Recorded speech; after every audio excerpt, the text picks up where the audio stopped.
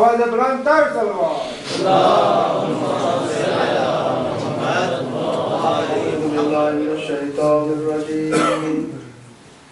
बिस्मिल्लाहिर्रहमानिर्रहीम अल्हम्दुलिल्लाहि रब्बिल आलमीन वस्सलातु वस्सलामु अला अशरफिल अंबिया'i वल Mursaleen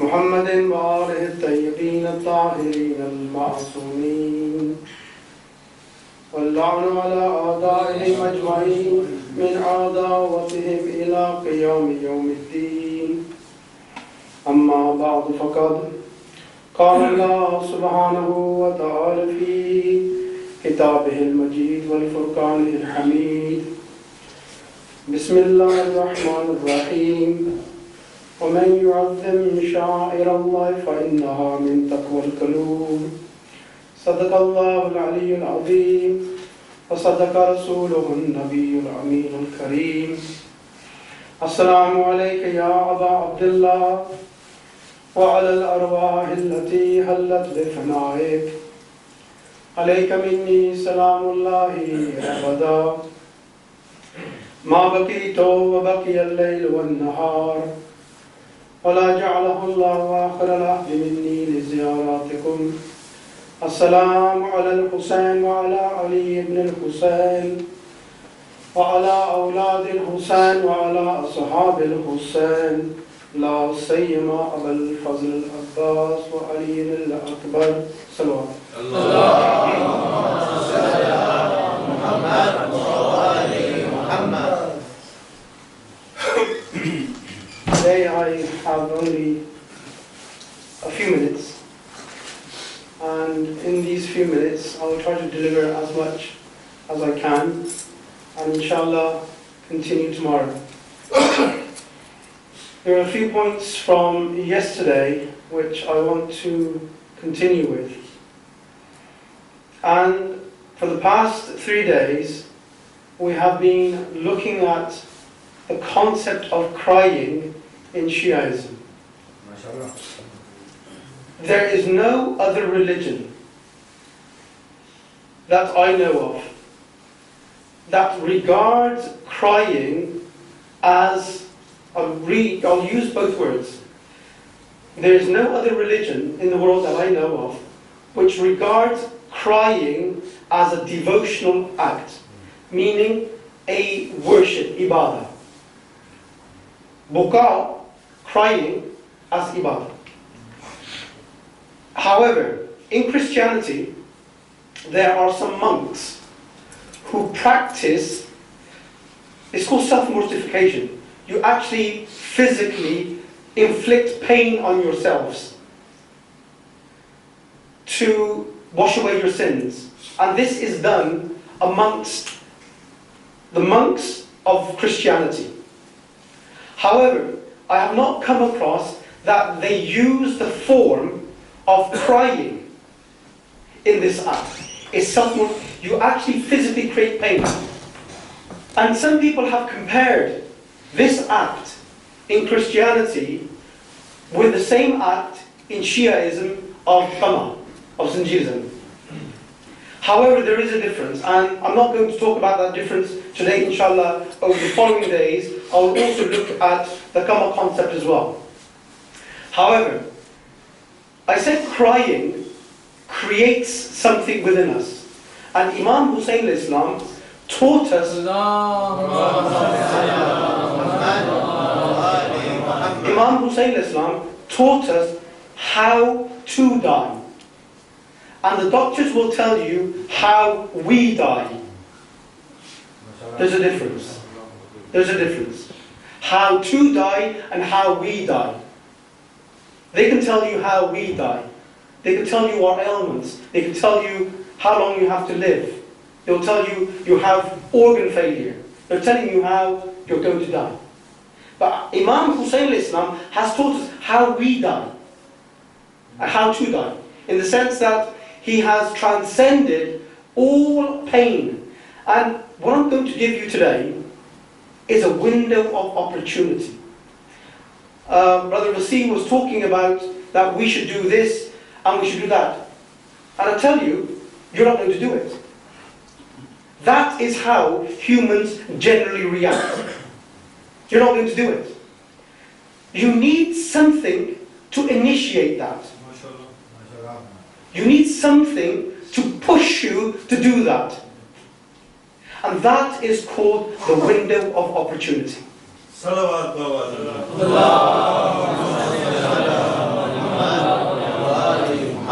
The way I'm trying to present these ideas is in a format which the most educated of people can relate to.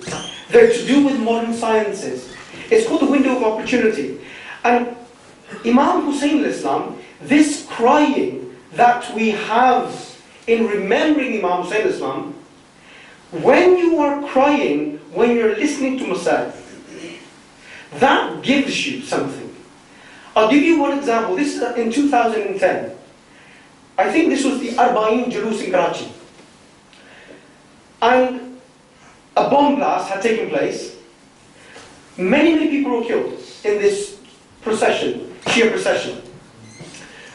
This one man, he had a few daughters and only one son. That one son died in the bomb blast. The Pakistani media went to his house and interviewed him on the very same day. His son has died. He's interviewed. And this is what Hussainiyat gives us.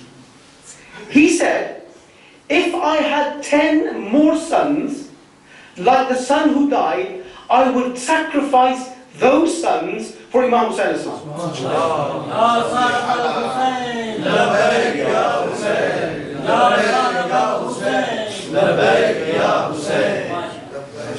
There's many things I wanted to discuss today regarding crying, but inshallah I'll continue that today. I just want to perhaps finish off the things of yesterday, and inshallah perhaps tomorrow I'll start the new topic.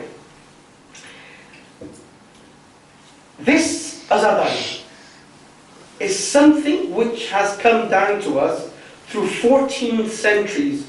14 centuries. We're sat here is not because a few individuals have created this building, no. It's a legacy that we've inherited. It's a legacy.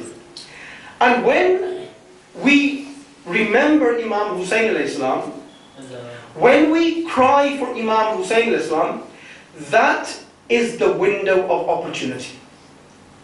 If you, and this is not something which I'm saying from a sociological point of view, I'm saying this from a religious point of view as well. Both things merge. The sociological and psychological aspects of the human, and also religion.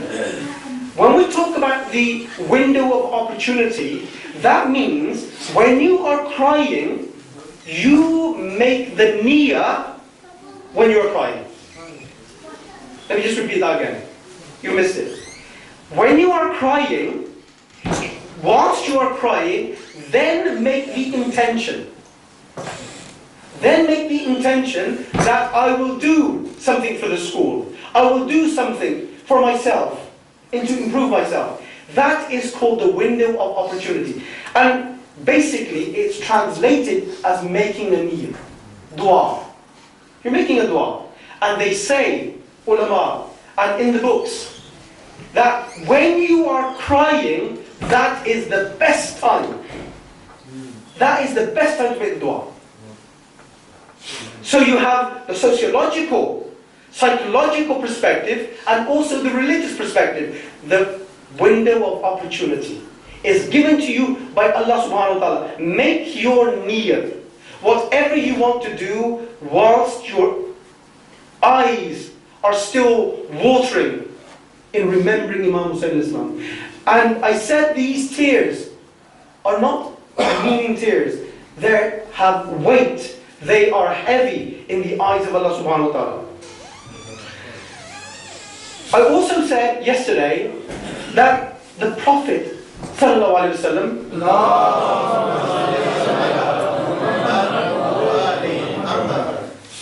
I'm going to take 10 more minutes. I also said yesterday that Rasulullah sallallahu alaihi wasallam, he also cried for Imam Hussain Islam. And he cried, Rasulullah, 57 years before the event. Imam Hussain is born, and Rasulullah is crying before Karbala. And Karbala is going to happen in 57 years' time. And if we talk about patience, that why is Rasulullah crying? Why isn't Rasulullah patient? The event hasn't taken place yet. Nobody has been killed. Nobody has been martyred. Nobody has been taken captive. No child has died. Rasulullah is crying. Mullah Ali is crying. Bibi Fatima Zahra is crying. All these individuals are crying. The event hasn't even taken place. When we go to Karbala itself, do we imagine when Karbala is taking place that Rasulullah is not crying? Rasulullah is crying. Sayyidah Fatima Zahra is crying. Mullah Ali is crying. Imam Hussain is crying. These are the holy individuals who are crying. And if you read our ziyarats in our books, and I was reading Ziyarat Nahya today, and I wanted to raise a few points of how our 12th Imam remembers Karbala in this ziyarat, in Ziyarat Nahya. And inshallah I'll give you those references inshallah tomorrow. But I just want to finish off not finish off completely yet, but a few points. That even the angels cried. The angels cried, and we have it in the ziyarats. If we look at what happened after Karbala, after the martyrdom of Imam Hussain Islam, even the skies cried blood. They didn't just rain, it cried blood. And this is something that you've all heard. Let me just give you something, my personal experience. We have Maulana Qari Majid down the road. He wrote a book on Karbala. And this is a frank conversation that he had with me. He said, could you have a look at the book? I had a look at the book. I had objections.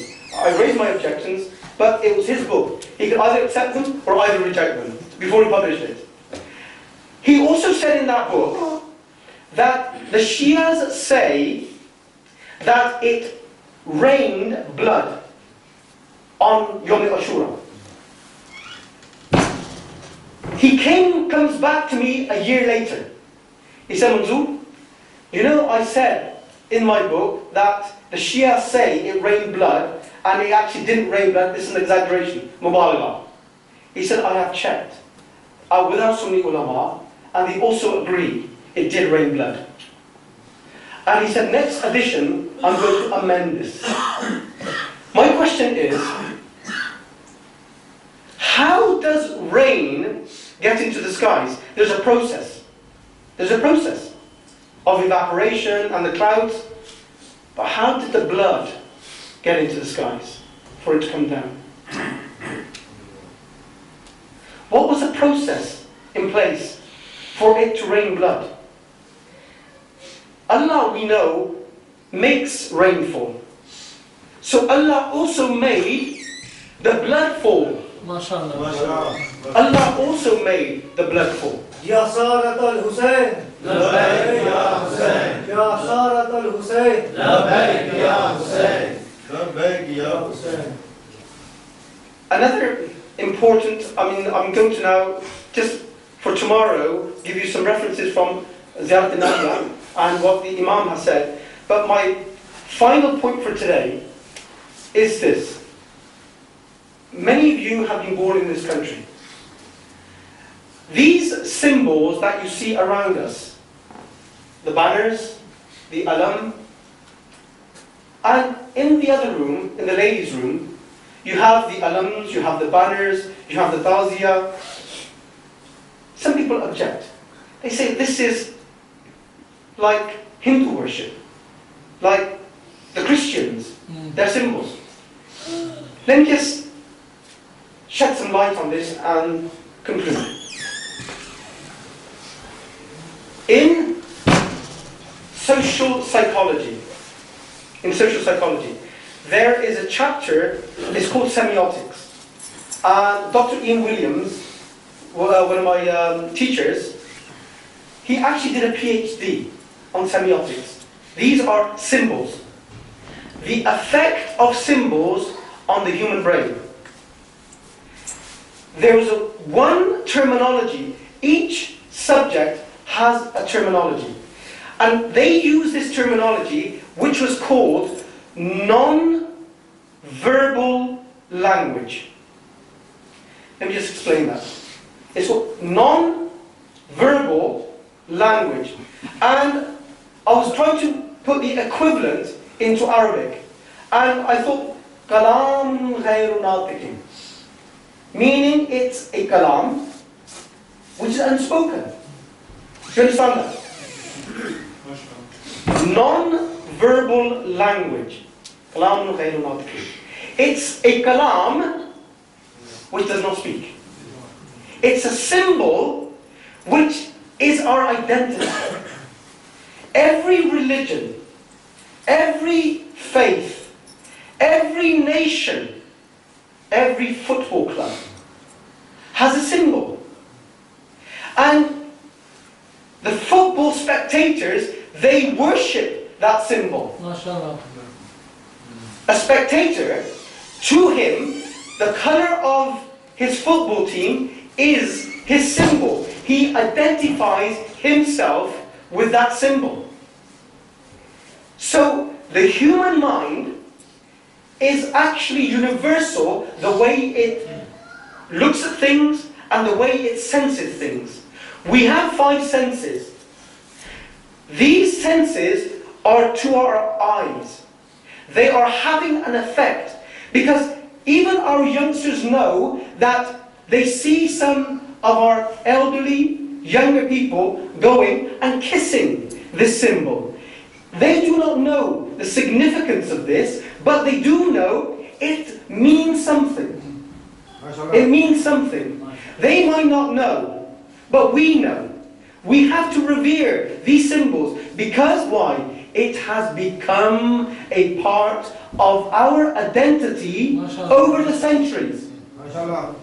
Not just we in Bristol have created this symbol. This symbol has a history, and this history goes back to Karbala itself. The alam of Hazrat Abbas goes back to Karbala itself. So we as the Shias have this symbol as our identity.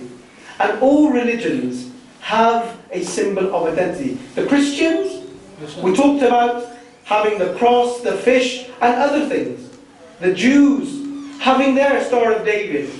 Every faith has its symbols. So when people see the Shias with their symbols, we are more symbolic. The Shias are more symbolic than other religions. And there's a reason. There's a reason. The Shias cater for every sense. Every sense. Our 5 senses. Yesterday I was walking down this lane, Sandy Lane. And when I was thinking about this subject,